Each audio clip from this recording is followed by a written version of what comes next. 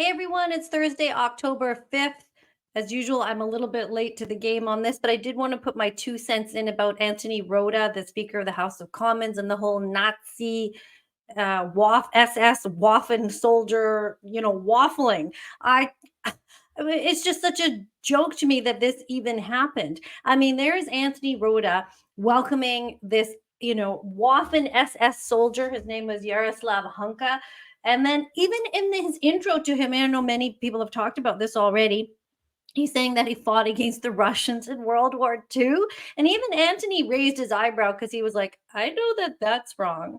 I mean, if we need a brief little history lesson, not that I know everything because I don't, but we had the Allies, we had the Axis, right? So the Axis was Germany, Italy, and Japan. Okay, if you need to be reminded, it's Hitler, Mussolini, and Emperor Hirohito. Okay, they made up the Axis party at the beginning of World War II.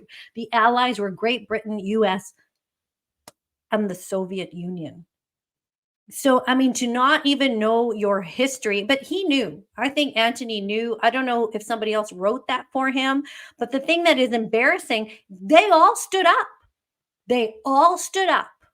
Here in the chamber today, Ukrainian Canadian world veteran from the Second World War who fought the Ukrainian independence against the Russians and continues to support the troops today, even at his age of 98.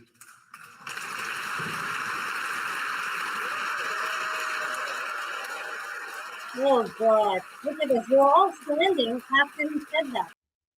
They're all clapping for him, everybody in the House of Commons, but they made Anthony Rota take the fall for that. I mean, how is that fair? It's almost like when two kids are playing and the mom comes in and they break a vase and you go, "Who broke that vase? What happened there?" And then somebody goes, "Oh, Billy did it. Oh, he did it." It's just like that. It's like except these are grown-ups playing, high stakes games in the political world going, "Oh, he did it. Blame him. Blame Anthony." And for Anthony to be like, "Yep, it was me. I took the whole fall. It's all my fault. There's no one else to blame." It's like, "Come on, stand up for yourself." Or they probably paid him or forced him, or I don't know what they did to twist his arm. If they even, I don't know what they did.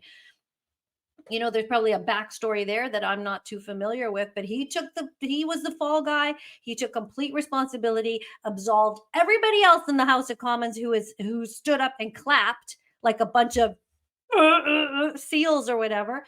It was mortifying to watch. And I'm not saying,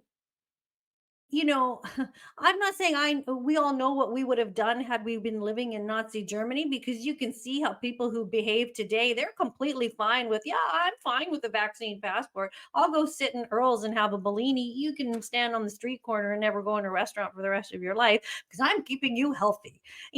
And when you draw a parallel, I used to draw a parallel to people who worked at Global News. I'm like, this is a little Nazi-ish, a little yellow star-ish, having these stupid passports. Do you not think so? And people would go, "Oh, no, of course it isn't. No, it's not." It's like, do you not see the connection? Your brain isn't making this connection. But I think people like to say that they would be different, that they, if they lived in Nazi Germany, they would have stood up to Hitler. I don't know. I don't know. Some would, some wouldn't have. I think a lot of people just try to keep their butts safe and be waving as people went on the train and passed by. But anyway, Yaroslav Hunka, he was a Waffen SS soldier who did plead allegiance to Hitler. And, he was probably 20 something at the time. I don't know. I don't know what to say about that, and that he probably should be extradited to Poland, even though he is a very old man, but he's lived here for a long time. I think the University of Alberta even has like a course or something named after him in his honor, or they have some sort of award or something. So, are you trying to tell me that the complete liberal party, the whole government, did not know his backstory and his background? Or who wrote that? Who wrote that thing for Anthony Rota to say? It was just a more Ukraine ass kissing. And on the subject of Ukraine, does Zelensky own a blazer?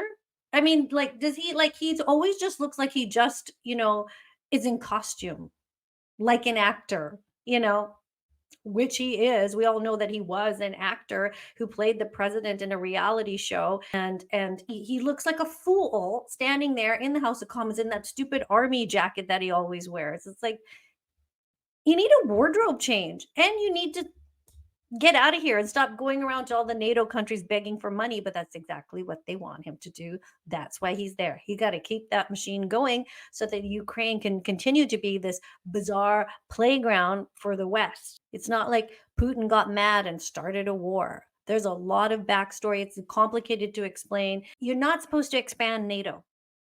That is the fault of the West. And so what Putin is doing is defending that aspect of it, because they are breaking the Minsk Accord, the Warsaw Pact.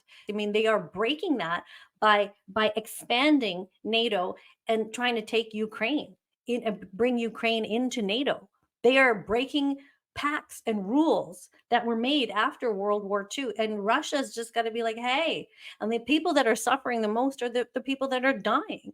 And we are giving $650 million of Canadian taxpayer money to keep fighting this nonsense war. Why aren't they talking about peace? Why are there not peace talks? They want this war to go on perpetually so that they can make Ukraine this bizarre, I don't know what the hell they do there, biolabs. Hunter Biden sits on Burisma and other, he sits on the board of Ukrainian oil companies. Meanwhile, your gas price is bloody over $2. Meanwhile, Biden cuts the Keystone pipeline. What the hell are they doing? They're doing all this stuff and they're laughing in your face, bringing an actor into the House of Commons, bringing a Nazi into the House of Commons. Chrystia Freeland's granddad is a Nazi. Here, you want proof of that? Let's look. Chrystia Freeland's granddad was indeed a Nazi collaborator. So much for Russian disinformation. And this is a good article. I'll link it in below. It's a mainstream news article, and it cites, the history. He used to write for a paper, actually, her granddad. So his name was Michael Chomiak. So he was a Nazi. And boy, oh boy, do I love how when I would bring up at work, why aren't we showing shots of the Freedom Convoy and all of us Canadians protesting against these mandates? And these loser directors that I would work with there, one of them said to me, oh, there's a Confederate flag. There's a Nazi flag, which seems to be planted or allegedly is planted, or at least the evidence seems to show that it is. A sea of people and a sea of Canadian flags, and you're going to get on this one flag that was probably planted there. Meanwhile, you have Nazis parading around in the House of Commons, people giving standing ovations, not a peep about that, not a peep of criticism about that whatsoever. And Zelensky has just appointed a well-known Satanist. She's a Satanist. I mean, she's into spirit cooking. She's into cannibal eating. She's into, I don't know if she actually eats humans, but she puts cakes that look like bodies and people eat the bodies, and it looks like she's simulating cannibalism, and her artwork is very dark. I mean, she has pictures of herself with a child in front of her, holding the child's eyes, closing the eyes while she's looking into the camera. She's gross. Marina Abramovich is gross, and Zelensky has just appointed her to be an ambassador to Ukraine, and I think to do something with education.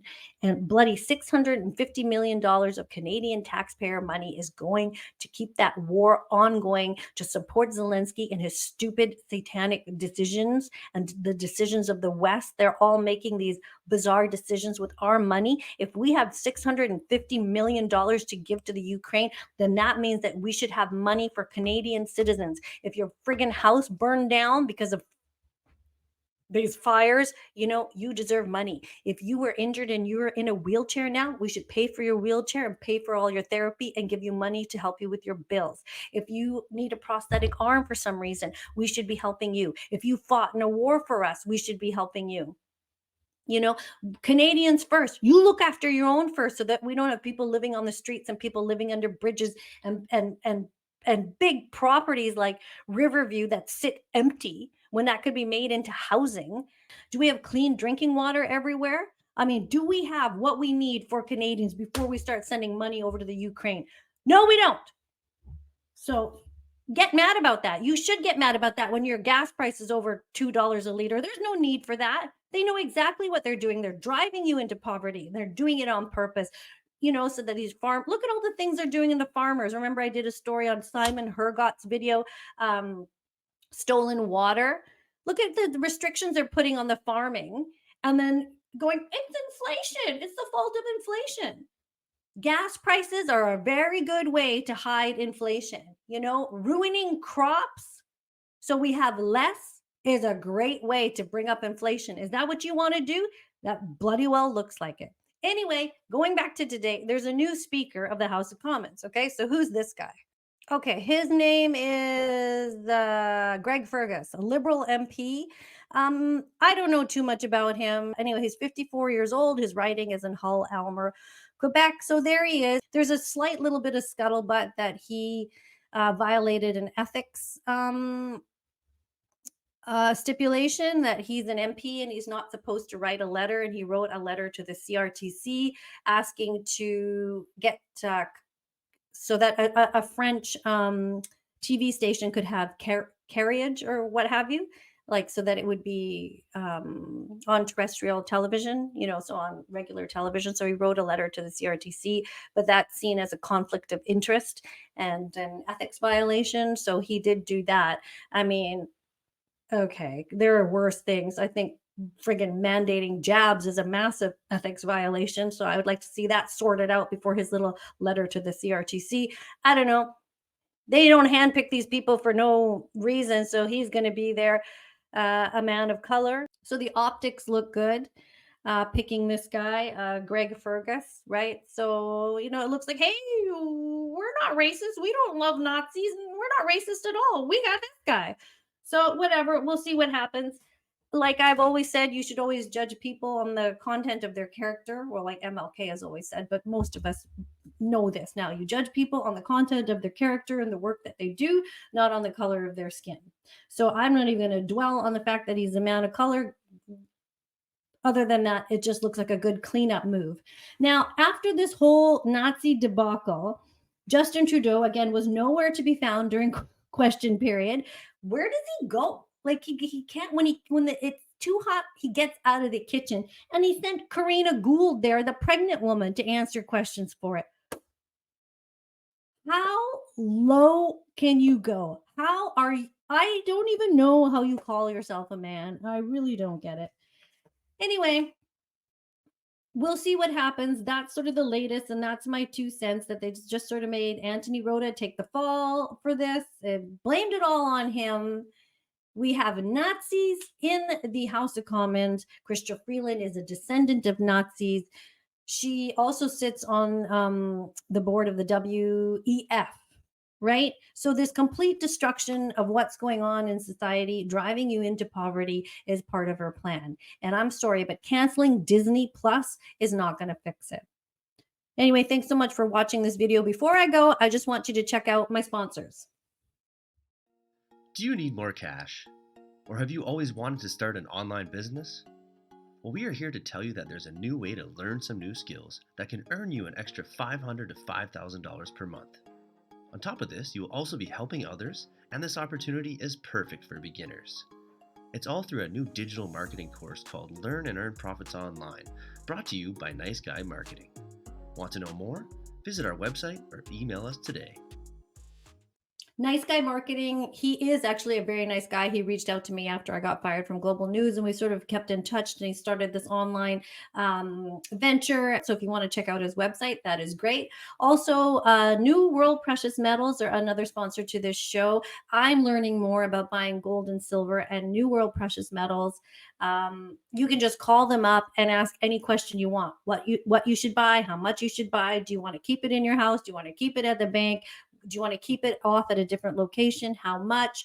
A lot of people don't realize like how important silver is as a commodity also. So, and it's growing in value. I encourage you to check out New World Precious Metals. Please click on the link in my description box below for that.